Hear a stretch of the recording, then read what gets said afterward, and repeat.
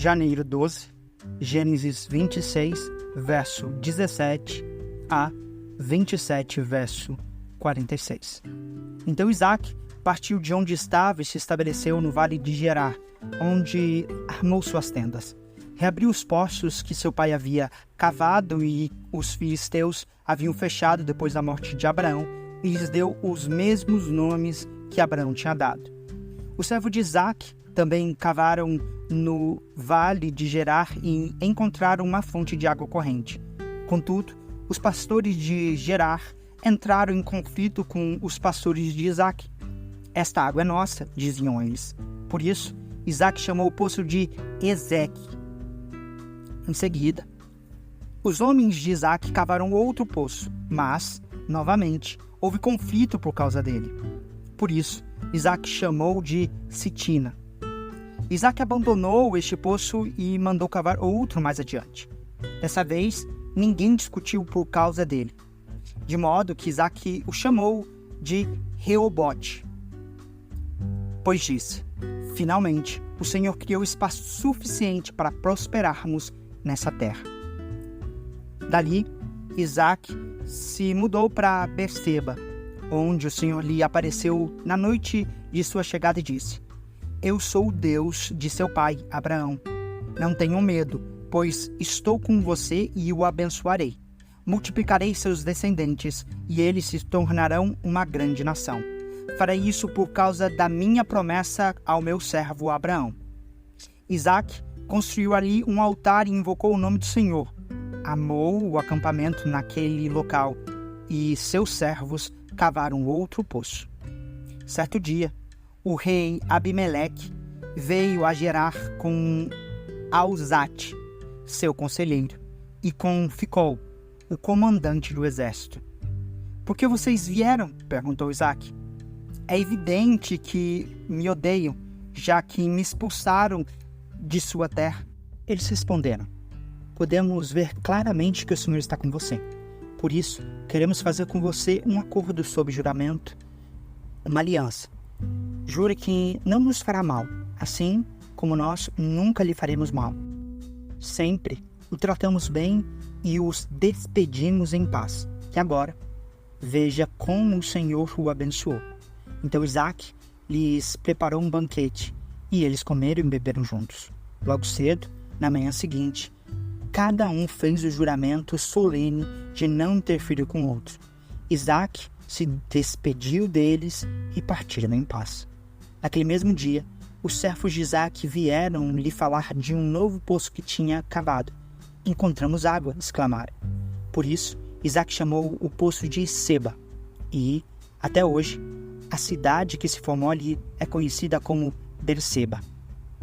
Quando Esaú tinha 40 anos, casou-se com 2 mulheres hititas, Judite, filha de Beeri, e Basemate, filha de Elon. Essas 2 mulheres causaram grande desgosto a Isaac e Rebeca. Certo dia, quando Isaac era velho e estava ficando cego, chamou Esaú, seu filho mais velho. Meu filho? Esaú respondeu: aqui estou. Isaac disse: estou velho e não sei quando vou morrer. Pegue suas armas, o arco e as flechas e vá ao campo caçar um animal para mim. Depois, prepare meu prato favorito e traga-o aqui para eu comer. Então, pronunciarei a bênção que pertence a você, meu filho mais velho, antes de eu morrer. Rebeca, porém, ouviu o que Isaac tinha dito ao seu filho Esaú. Quando Esaú saiu para caçar, ele disse a seu filho Jacó: ouça seu pai dizer a Esaú: traga-me uma carne de caça e prepare-me uma refeição saborosa. Então abençoarei você na presença do Senhor antes de eu morrer. Agora, meu filho, preste atenção e faça exatamente o que lhe direi. Vá ao rebanho e traga-me 2 dos melhores cabritos. Eu os usarei para preparar o prato favorito de seu pai. Depois, leve a comida para seu pai, para que ele a coma e o abençoe antes de morrer.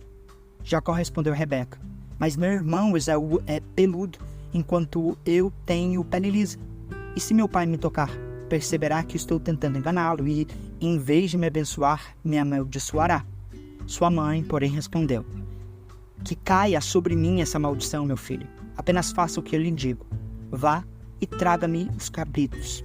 Jacó foi e trouxe os cabritos para sua mãe.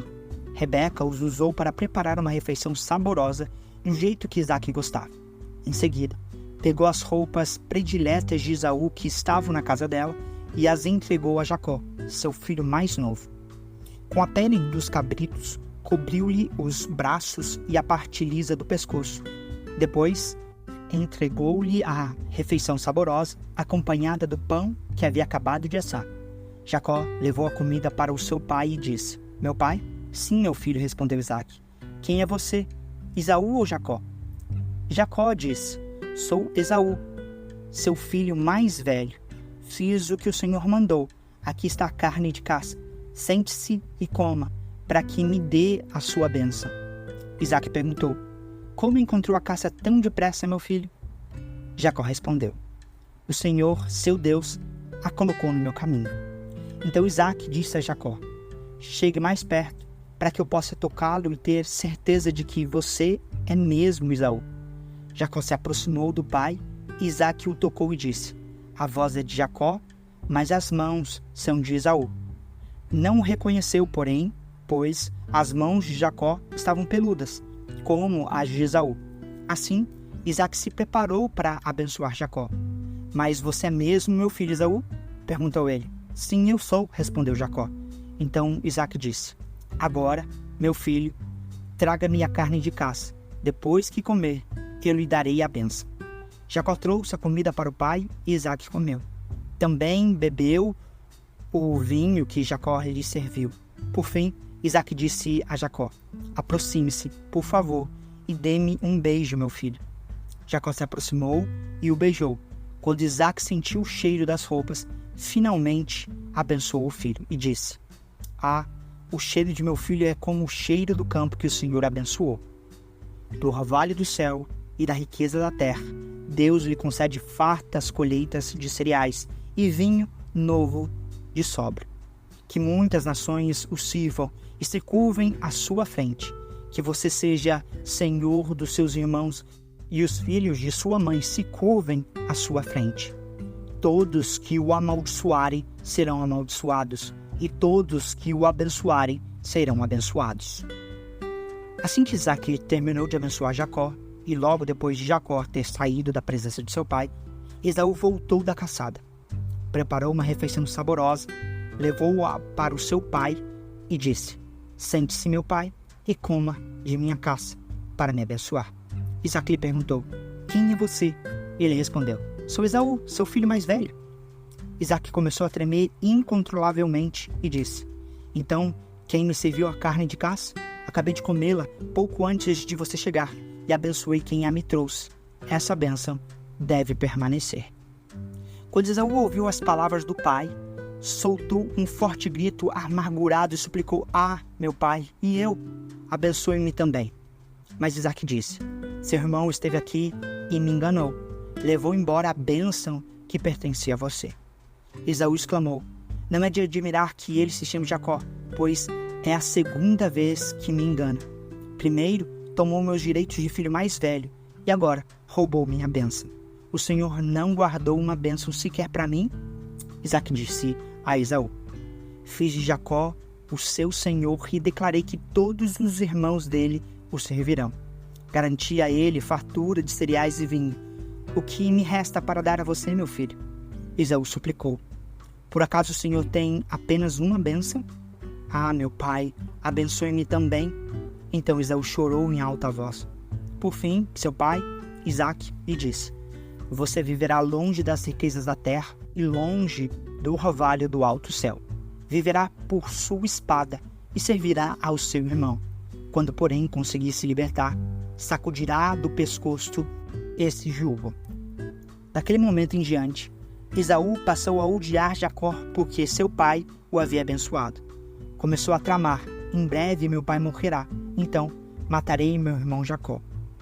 Quando Rebeca soube das intenções de Esaú, mandou chamar Jacó e lhe disse: ouça, Esaú, se consola com os planos para matar você, portanto, preste atenção, meu filho.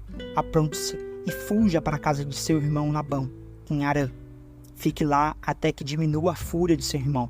Quando ele se acalmar e se esquecer do que você lhe fez, mandarei buscá-lo. Porque eu perderia meus 2 filhos no mesmo dia? Depois, Rebeca disse a Isaque: estou cansada dessas mulheres hititas que vivem aqui. Prefiro morrer a ver Jacó se casar com uma delas. Mateus 9, versos 1 a 17. Jesus entrou num barco e atravessou o mar até a cidade onde morava. Algumas pessoas lhe trouxeram um paralítico, deitado numa maca. Ao ver a fé que eles tinham, Jesus disse ao paralítico: anime-se, filho, seus pecados estão perdoados.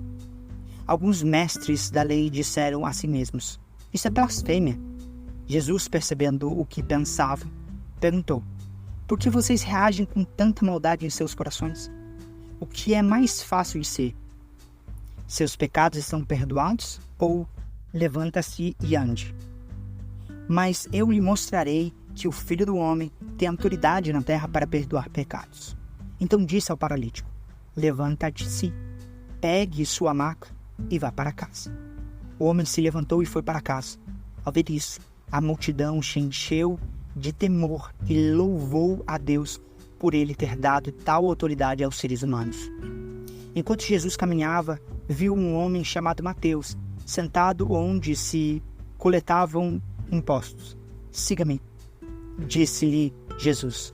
Mateus se levantou e o seguiu. Mais tarde, na casa de Mateus, Jesus e seus discípulos estavam à mesa, acompanhados de um grande número de cobradores de impostos e pecadores. Quando os fariseus viram isso, perguntaram aos discípulos: por que o seu mestre come com os cobradores de impostos e pecadores? Jesus ouviu o que disseram e respondeu: as pessoas saudáveis não precisam de médico, mas sim os doentes. E acrescentou: agora vão e aprendam o significado desta passagem das Escrituras. Quero que demonstrem misericórdia e que não ofereçam sacrifícios, pois não vim para chamar os justos, mas sim os pecadores. Os discípulos de João Batista foram a Jesus e lhe perguntaram: por que seus discípulos não têm o hábito de jejuar, como nós, os fariseus? Jesus respondeu: por acaso os convidados de um casamento ficam de luto enquanto festejam com o noivo? Um dia, porém, o noivo lhes será tirado, e então jejuarão. Além disso, ninguém remendaria uma roupa velha usando pano novo. O pano rasgaria a roupa, deixando um buraco ainda maior. E ninguém colocaria vinho novo em velhos recipientes de couro. O couro se arrebentaria, deixando vazar o vinho, e os recipientes velhos se estragariam. Vinho novo é guardado em recipientes novos, para que ambos se conservem. Salmos 10, versos 16 a 18. O Senhor é rei para todo o sempre. As nações desaparecerão de sua terra. Tu, Senhor, conhece o desejo dos humildes. Ouvirás seu clamor e os confortarás. Farás justiça ao órfão e ao oprimido, para que nenhum simples mortal volte a lhes causar terror. Provérbios 3, versos 9 a 10. Honrem o Senhor com suas riquezas e com melhor parte de tudo que produzir. Então, seus celeiros se encherão de cereais e seus tonéis transbordarão de vinho.